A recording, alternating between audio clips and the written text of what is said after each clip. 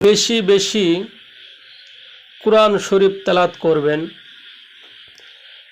বেশি বেশি কোরআন শরীফ পড়বেন। তাহলে আমাদের অন্তরে যে শয়তান বাসা বেঁধে থাকে, আমাদের অন্তর থেকে শয়তান দূর হয়ে যাবে। আমরা নামাজ পড়ি না, রোজা করি না, জিকির আজগার করি না, কোরআন শরীফ তেলাওয়াত করি না। আমাদের অন্তরে, আমাদের কলবে শয়তান বসবাস করে। কলবকে শয়তান তার ঘর বানাইয়া নেয়। এই কারণে আমরা বিভিন্ন দিকে ক্ষতিগ্রস্ত হয়ে যায়। ফ্যামিলিতে শান্তি নাই, হাটে যাবে শান্তি নাই, সমাজে শান্তি নাই, মানে চতুর্দিকে সে অপদস্থ হতে থাকে, ধ্বংসের পথে সে চলে যায়। আর যখন অন্তরে কোরআন থাকবে, যখন কোরআন শরীফ পড়বে, নামাজ পড়বে, রোজা করবে, জিকির আজগার করবে, তখন তার দিল থেকে শয়তান দূর হয়ে যাবে। আমরা বেশি বেশি কোরআন শরীফ পড়ার চেষ্টা করব। যতটুকু আমরা কোরআন শরীফ পারি, কেউ সূরা ইখলাস পারে, কেউ সূরা ফাতিহা পারে, কেউ সূরা নাস ফালাক পারে। আমরা যে যেটা সূরা পারি ওইটাই আমরা একটু বেশি বেশি পড়ব। সূরা ইখলাস অতি সহজ, আমরা সূরা ইখলাস বেশি বেশি পড়ব। কুল হুয়াল্লাহু আহাদ আল্লাহুস সামাদ লাম ইয়ালিদ ওয়ালাম ইউলাদ ওয়ালাম ইয়াকুল লাহু কুফুয়ান আহাদ। আমরা এই সূরা ইখলাসটা বেশি বেশি পড়ব। তাহলে আমাদের দিলে শয়তান বসবাস করতে পারবে না, দিল থেকে শয়তান দূর হয়ে যাবে। তখন আমাদের জিনে কোনো সমস্যা করতে পারবে না, ভূতে কোনো সমস্যা করতে পারবে না। অনেক মানুষ ভয় করে, জিন দেখে ভয় করে, ভূত দেখে ভয় করে, পরী দেখে ভয় করে।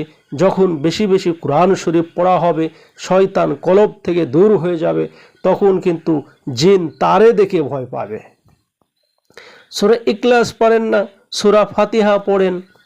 সূরা ফাতিহা তো সকল মানুষই পারে। সূরা ফাতিহা একটা কোরআন শরীফের তো সূরা।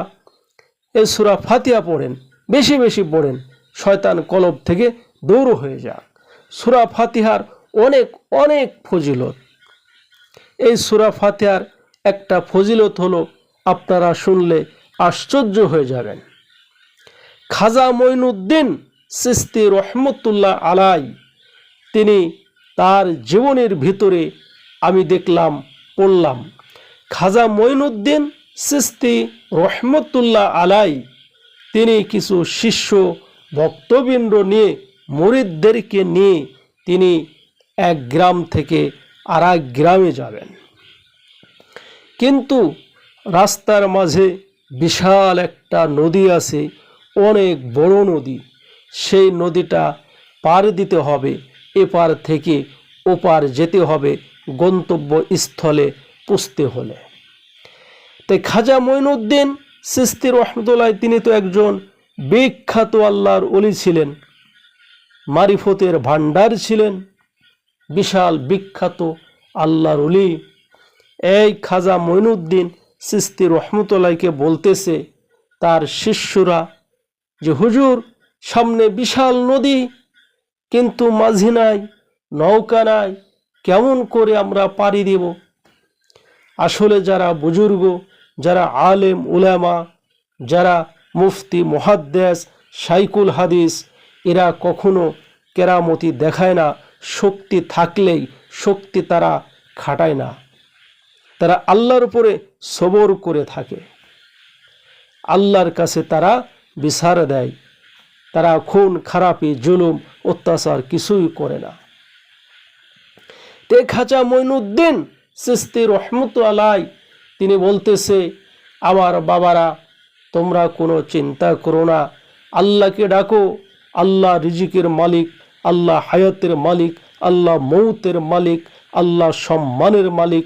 আল্লাহ ফকির বানাইতে পারে, আল্লাহ ধনী বানাইতে পারে, আল্লাহ ইজ্জত দিতে পারে, আল্লাহ ইজ্জত ছিনিয়ে নিতে পারে, আল্লাহ মারতে পারে, আল্লাহ বাঁচাইতে পারে। বাবারা, তোমরা আল্লাহকে ডাকো। তাই খাজা মঈনুদ্দিন সিস্তি রহমতুল্লাহ আলাই বলতেছে, বাবারা তোমরা সকলে চক্ষু বন্ধ করো, যতক্ষণ পর্যন্ত আমি তোমাদের চোখ খুলতে বলবো ততক্ষণ পর্যন্ত তোমরা কেউ চোখ খুলবা না, সকলে তোমরা চোখ বন্ধ করে রাখবা। আর আমার অনুমতি ছাড়া যদি তোমরা চোখ খোলো তাহলে কিন্তু বিশাল বিপদে পড়ে যাওয়ার সম্ভাবনা আছে। সাবধান সাবধান, কখনো তোমরা চোখ খুলবা না আমি না বলা পর্যন্ত। খাজা মঈনুদ্দিন চিশতি রহমতুল্লাহ বলতেছে যে, বাবারা তোমরা চোখটা বন্ধ করে আমার হাত ধরো। খাজা মঈনুদ্দিন চিশতি রহমতুল্লাহ তিনি কি করলেন, নদী পাড়ি দিয়ে চলে গেলেন। সমস্ত ভক্তরা শিষ্যরা খাজা মঈনুদ্দিন বলতেছে, এবার তোমরা চোখ খোলো। চোখ খুলে দেখতেছে 1-2 মিনিটের ভিতরে বিশাল নদী পাড়ি দিয়ে তারা উপরে চলে গেছে। খাজা মঈনুদ্দিন চিশতিকে বলতেছে, হুজুর এটা কেমন করে সম্ভব হলো? বিশাল নদী, নৌকায় পাড়ি দিতে লাগবে 1-2 ঘন্টা, আমরা কেমন করে নদী পাড়ি দিয়ে চলে আসলাম, একটু বলেন হুজুর। খাজা মঈনুদ্দিন চিশতি রহমতুল্লাহ বলতেছে, আমার বাবাজিরা, আমার ভক্তবৃন্দরা শুনে রাখো, বুঝে রাখো, ভালো করে শুনো। আমি মৃত্যুর আগ পর্যন্ত, আমি মৃত্যুর আগে তোমরা যদি এই ঘটনা ফাঁস করো তাহলে আমি বলবো না, আর যদি তোমরা কাউকে এই ঘটনা না বলো তাহলে আমি তোমাদেরকে এই ঘটনা বলবো। সকলেই তারা ওয়াদা করলেন, হুজুর মৃত্যুর আগ পর্যন্ত আমরা কারো কাছেই বর্ণনা দেব না, ঘটনা বলবো না, আমরা সকলেই গোপন রাখার জন্য চেষ্টা করব ইনশাআল্লাহ। তা আমার ভাইরা, আমার যুবক বাবাজিরা কি করলেন, খাজা মঈনুদ্দিন চিশতি রহমতুল্লাহ বলতেছে যে, আমার বাবারা শোনো, আমি যে নদী পাড়ি দিলাম, আমি নদী পাড়ি দেওয়ার আগে সূরা ফাতিহা 21 বার পড়েছি। 21 বার পড়ে আল্লাহকে স্মরণ করে বিসমিল্লাহির রহমানির রহিম বলে আমি পানির মধ্যে হেঁটে চলে আসি। তাহলে দেখেন সূরা ফাতিহার মুজিজা, সূরা ফাতিহার কেরামতি, সূরা ফাতিহার ফজিলত আমরা সকলে পড়ব। যে কোনো বিপদে যদি পড়ি আমরা এই সূরা ফাতিহা পড়ব। যে কোনো অসুখ যদি আমাদের হয় আমরা সূরা ফাতিহা পড়ব। আল্লাহ রসুল সাল্লাল্লাহু আলাইহি ওয়াসাল্লাম বলেন যে এই সূরা ফাতিহা সমস্ত রোগের ঔষধ। আমার ভাইরা, আমরা সূরা ফাতিহা পড়ব। যে কোনো রোগের জন্য, জ্বর হয়েছে, শিশু কাঁদতেছে, শিশু ঘুমের ঘরে ভয় পায়, আমরা এই সূরা ফাতিহা পড়ে ফু দিব। যে একটা মানুষ, আমার যখন চাওয়ার দরকার, যে কোনো জিনিস প্রয়োজন, আল্লাহর কাছে আমরা চাবো। অসুখ হয়েছে, সূরা ফাতিহা 7 বার পড়ে রোগীকে ফু দেন। সূরা ফাতিহা 7 বার পড়ে 1 গ্লাস পানিতে ফু দিয়ে ওই পানি খাওয়াই দেন। অনেক অনেক রোগী ভালো হয়ে যাবে। জ্বর হয়েছে, সূরা ফাতিহা 7 বার পড়ে ফু দেন, 21 বার পড়ে ফু দেন। আপনার রিজিকের অভাব, সূরা ফাতিহা পড়ে আল্লাহর কাছে মোনাজাত করেন, আল্লাহ আপনার রিজিকের ব্যবস্থা করে দেবে। আপনার চাকরির দরকার, আপনি 20 বার 21 বার সূরা ফাতিহা পড়ে আল্লাহর কাছে দোয়া করেন, আল্লাহ আপনার চাকরির ব্যবস্থা করে দেবে। এই সূরা ফাতিহা যে কোনো কাজে লাগাবেন, সেই কাজেই লাগবে। জিনে ধরেছে, সূরা ফাতিহা 7 বার পড়ে 21 বার পড়ে 1 গ্লাস পানিতে ফু দিয়ে সেই পানিটা রুগীকে খাওয়াই দেন। ডান হাতে 3 বার পানিটা নিয়ে ধাম ধাম করে চোখে মারেন, দেখবেন রুগী আল্লাহ রহমতে সুস্থ হয়ে গেছে, জিন সরে গেছে। আপনাকে জাদু করেছে, আপনার বাড়িতে তাবিজ পুঁতে গেছে, শত্রুতা করে নষ্ট করেছে, আপনার সূরা ফাতিহা 7 বার 21 বার পড়ে পানিতে ফুঁ দিয়ে রুগীকে খাওয়াই দেন, ওই পানিটা দিয়ে রুগীকে গোসল করায় দেন, আল্লাহ মাফ করবে। আমার ভাইরা, এটা কিন্তু অনেক পরীক্ষিত আমল। এই যে আপনারা দেখেন যে আমার কাছে কত লোক আসে দূর দূরান্ত থেকে, অনেক অনেক লোক আসে, এটা তো আপনাদের চোখের সামনে কত লোক আসে। সবই কিন্তু সূরা ফাতিহা পড়ে, সূরা ইখলাস পড়ে, এগুলা পড়েই ফু দিই, ঝাড়া দিই, রুগী ভালো হয়ে যায়। একদিন এক বাসায় গেলাম, একটা যুবতী মেয়ে, এই যুবতী মেয়ে বসে আছে, পড়তেছে, খাইতেছে, হঠাৎ চিৎকার দিয়ে ওঠে, বুকে ব্যথা করে, দম আটকায় আসে, গলা চিবি দেয়, এই বলে রোগী চিৎকার দিয়ে কাঁদতে থাকে। বয়স 15-16 বছরের মেয়ে হবে। তো মেয়েটা মাদ্রাসায়, নাটোর মাদ্রাসায় লেখাপড়া করে, নাটোর জেলা, নাটোর মাদ্রাসায় লেখাপড়া করে। আমি যখন তার বাসায় গেলাম, আমি খাটের উপরে বসা, আর মেয়েটা বোরকা পরে সে আমার সামনে চেয়ারে বসলো। আমি ওখানে কিছু কোরআন শরীফ তেলাওয়াত করতেছি মনে মনে। হঠাৎ করে রুগী দেখি চিৎকার দিয়ে উঠল, আমার বুক গেল, গলা গেল, চিৎকার দিয়ে রুগী বেহুশ হয়ে পড়ে গেল। আমি সূরা ফাতিহা 7 বার পড়ে, সূরা ইখলাস 3 বার পড়ে, তখন আমি রুগীটাকে খাওয়াই দিলাম আর চোখ মুখে পানিটা মারলাম।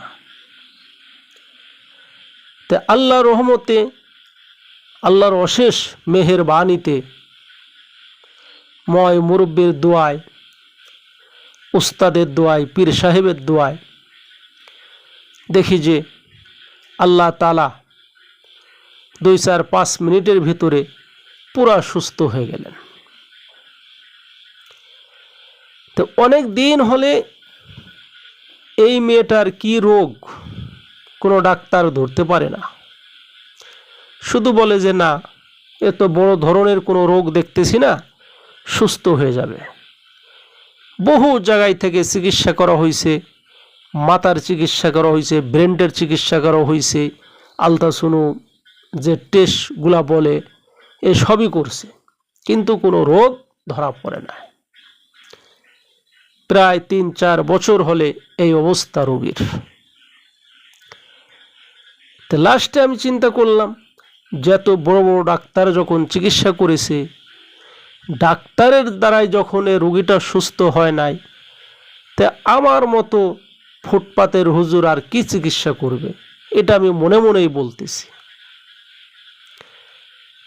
যে আমি অল্প পানির মাছ, অল্প একটু লেখাপড়া করেছি, আমি এর কি চিকিৎসা দেব? তা আমার ব্রেনটা আসলো যে যখন ডাক্তার কোনো রোগ ধরতে পারে নাই, ডাক্তারের চিকিৎসায় যখন এই রোগী ভালো হইতেছে না,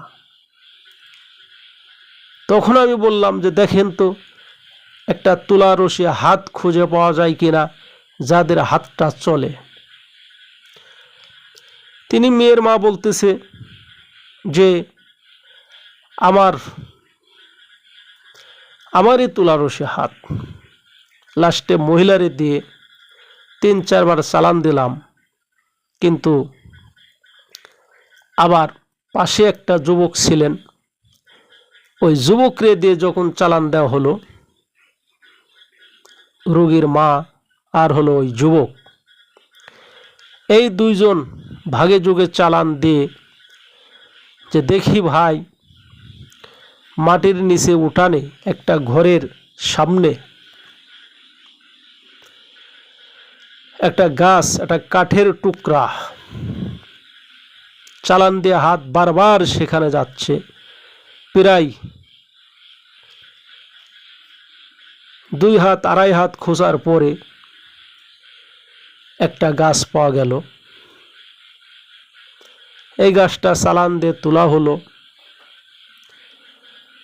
তো চালানের বিভিন্ন ধরন আছে। আমার ক্ষুদ্র জ্ঞানে পাইলাম যে মেয়েটাকে নষ্ট করা। অনেক মানুষ জাদু টুনা বান জিন ভূত এগুলা বিশ্বাস করে না, কিন্তু আল্লাহ রসুলরাও জাদু করেছিল, তাবিজ করেছিল, বান মারছিল। তা আল্লাহ রহমতে সেই রোগীটা কিন্তু এখন সুস্থ। আমার কোনো ক্ষমতা নাই। আল্লাহর কোরআন দিয়ে সূরা ফাতিহা 7 বার পড়ে, সূরা ইখলাস 3 বার পড়ে রোগীকে বলছি 15 দিন এই পানিটা দিয়ে গোসল করবেন, আর এই পানিটা দিনের মধ্যে 3-4 বার খাবেন। তা আমার ভাইরা, আল্লাহ তাআলার কোরআনের অনেক শক্তি। আমরা যে কোনো অসুস্থ হলে, কিছু চাওয়া পাওয়ার হলে কোরআন শরীফ পড়ে আল্লাহর কাছে দোয়া করব। যে কোনো ভালো কাজ করে আল্লাহর কাছে দোয়া করলে, মুনাজাত করলে সেই দোয়াটা কবুল হওয়ার সম্ভাবনা বেশি থাকে।